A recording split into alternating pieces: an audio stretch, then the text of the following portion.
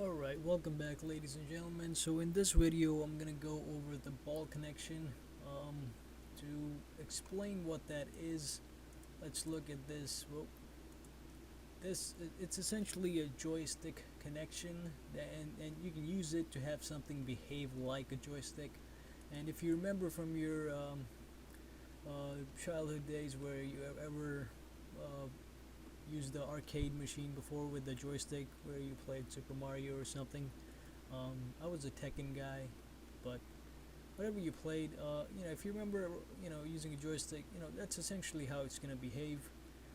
So let's mess around with it. Let's see what happens. I'm gonna say assemble. I'm gonna bring out this part. Um, so if we go into the placement again, we're gonna see when we select ball, it's asking us for point of alignment. So a ball connection works slightly differently than slider and the pin connection stuff. It's asking us a point through which it's allowed to behave like a joystick. And if you think about how a joystick works, it's rotating about a point and it's moving around about a point. So it's kind of intuitive in that sense. And I haven't really made a point actively like a datum point myself, so I'm just gonna select the vertex or an intersection from this part, and then I'm gonna select just a tangent vertex like this one right here from this part.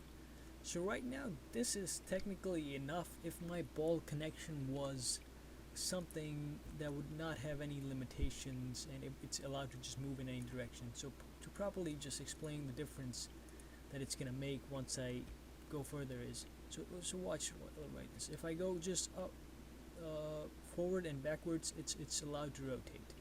When I go sideways, it's allowed to rotate.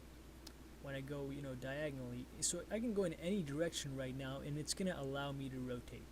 But then there's something called a cone of axes, and with this I can limit this. So for this, it's asking me for a zero reference, zero motion axis for the part. So I'm gonna just zoom in and I'm gonna select a point. And this again, you can make a point yourself, a datum point, right here, a datum point, or you can just select something that's that's already like a built-in tangent point or something. So I've selected a tangent point right here, and I'm gonna select a tangent point with this, and then it's gonna show me the arc right there. So it's visibly showing me the arc, the cone, the axes. This is the visible, the graphical representation of where it's not allowed to move. So if I just bring it up to this point and I hit OK, and let's see what happens. So right now I'm not allowed to go any further than this right here. Let me make that clearer, I guess. So if we go top, right here, it's stopping. It's stopping at this point, and the reason I know it's stopping is right now because if I rotate this way, it should be flat straight, and it's not. So I'm trying to drag it, and it's kind of knocking against something. And I guess to make that more obvious, let me just make that cone a little bigger. Let's see, right here. So I'm just gonna click and drag. Oh, that's the part. I'm gonna click and drag, and I'm gonna bring the cone right here. And as you can see, it's moving the part itself too. So I'm limiting now even a bigger area. So this is the inside, and I'm moving the inside and making it smaller. So this should make it more obvious right here. Okay. So I guess to understand how this works properly is you have to keep in mind the point that you use as the cone of axes. So I use this point right here and just try to keep an eye on this corner. That's the point I use, right? Yep, that's the point I use. So this is the point that's not gonna go beyond this cone of axes. So let's keep an eye on that. So watch. Right here, it's one end is attached to the vertex that I selected, and the other is it's getting stuck right now, and you can probably notice it's behaving a lot more strangely than it did before this cone of axis business. It's kind of weird that I use these parts right here to try to explain. I probably should have just modeled um, a joystick. That would have been easier, but it's I guess I should go back into the cone of axes, and I'm just gonna try to just, it might sound redundant, but I'm gonna just say the inside of this, or I guess the side of the cone that's represented by this right here, that's the side that that you're allowed to move in towards. So right now there's a larger area, larger than 180 degrees, where I'm allowed to move in either direction, and now it's less than 180. So I hope that's becoming clear what the purpose of this is. So that's what the use of a ball connection is, to model something like oh, that's 0, that's, we don't want that, to model something like a joystick or something. But that's yeah, that's it. That's ball connection. Let me look at some other stuff now. Let me get rid of this, get rid of that. Let me just bring the part in again. And if you don't understand this, you can leave a comment. I'll probably I can make a better video, but I think I'm being clear. Let's see. If not verbally, I hope I'm being clear in demonstration wise. Planar connection. This is, I'm not gonna show this. I'll just show this. Why not? Let me just activate the planes, and as the name states, it's gonna limit the movement based on planes. So I'm going to select this plane right here, then I'm going to select this plane right here, then I'm going to select one more plane just to have a nice oh, hold on a second, let me get rid of this. So I'm going to select those two planes again, translation axes, and I'm going to select two more planes. Let's see, 50. Okay, let me select 0 again. Okay, so it's allowed to move in the two planes that I've selected. So right here, it's not going in that direction, but it's going side to side. Let me do front. Let me do top. It's going side to side right here, and it's going upwards and downwards. So those were the two directional planes that we selected in this constraints. It's pretty straightforward. You select the constraints, and we're not really limiting any rotation here, so it's not constrained with that in any way. It's only constrained by the two planes that we selected. So it can go really anywhere in essentially like an XY graph type of way, but that's that. It's a pretty straightforward connection, and as I said before, I'm not going to try to explain all of these. You've seen how some of these work in the previous constraints.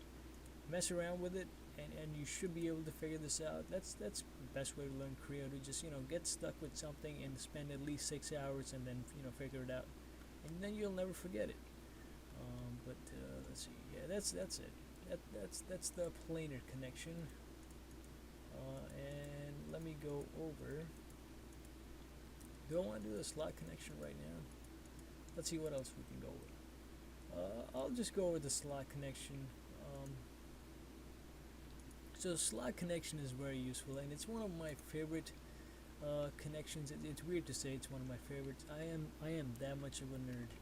I have a favorite connection in a software. Okay, so it's essentially something that gives you a lot of freedom when it comes to doing machine design, like mechanisms that have linkages, cams, and fun stuff like that.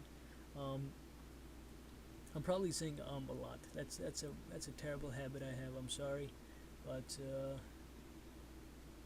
yeah. Okay, so let's go into the slot connection. But for a slot connection, I already know this, but let me just go into this and try to make a slot connection and fail, because I already know I will. So you select the slot connection. It's asking us for a point on a line, and we haven't really made a point on anything yet, and we don't really have a line yet. So here's what we're gonna do. We're gonna draw a point and a line. And as I'm doing this, I guess I'll explain what a slot connection is. Slot connection requires a point on the part and then a line on the main assembly. And then you can connect that point to that line, and it's only gonna move throughout that line, and it's gonna stop at the end of that line. So let me just sketch a line here on this. I'm gonna sketch it. Let me do this, and you can sketch things in assembly, by the way, but let me just do this. I'm gonna do a big line just to kind of hit the point home, and you can see it too in the environment. When I disable this, this is the line right here. And let me open up this part. Let me see if I actually made a point. I did make a point. Okay, so the way you would make a point is, you can open things up in an assembly environment. Right click open, and it opens up a window that's a separate window of its own. It's like a part modeling window, like a parametric window. It is actually a parametric window. And you can make a point here, you can save it and make changes accordingly, and they're going to be reflected upon the part that you have open in the assembly. So any changes you make when you open right here, you right click and open, and you make changes and you save it, they're gonna be made automatically here. You just gotta hit the refresh button right here. Refresh or regenerate. This is your lifesaver. Definitely hit this at least 2 or 3 times every 10 minutes. Maybe not every 10 minutes, I don't know, but definitely just hit regenerate. It's good to do that. So let's do a slot connection. Nope, that's not what I want. Edit definition, slot. Delete, slot. Okay, so now it's asking me for a point, and where did my point go? I disabled it, didn't I? Yep. So I'm gonna select that point. Okay, so this is a good example where I'm trying to select the point. For some reason I keep selecting the edge. I'm gonna say only let me select data points, and look at that, I'm selecting the data point right here by right clicking it, and I'm gonna go back to all, because we made a gigantic line and I can't see the sketch. What happened? Hold on a second.